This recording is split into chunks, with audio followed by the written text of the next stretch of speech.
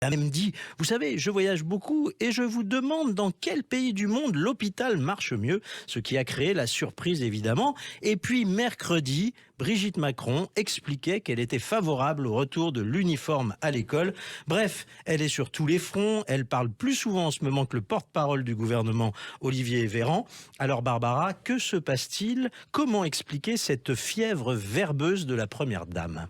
Déjà, il y a un prétexte, puisqu'il y a l'opération pièce jaune. Donc, en fait, elle utilise ce prétexte, effectivement, pour parler et pour poser des petits cailloux, euh, pour certains, dans la cour de Pape Ndiaye, parce que quand même, l'affaire de l'uniforme, c'est un petit peu pour agacer Pape Ndiaye, qu'elle a l'air de ne pas spécialement, je dirais pas apprécier d'ailleurs, parce que quand on lui demande, elle répond « je ne le connais pas ». Ça fait quand même 6 mois qu'il est ministre de l'Éducation nationale. Alors, on sait qu'elle s'entendait très bien avec Jean-Michel Blanquer, et qu'elle a une vision de l'éducation qui ressemblait un petit peu plus à ce que voulait faire Jean-Michel Blanquer que Pape Ndiaye.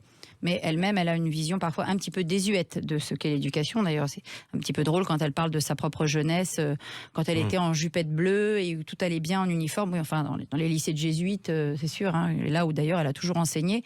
C'est un certain type d'enseignement que l'on souhaite. Alors, je ne sais pas si elle veut généraliser l'enseignement de Franklin ou de la Providence à Amiens dans tous les établissements scolaires de France et de Navarre. Mais enfin, je ne pense pas que ce soit le souhait de tous les Français, en particulier de ceux qui scolarisent leurs enfants dans l'école de la République laïque. Mais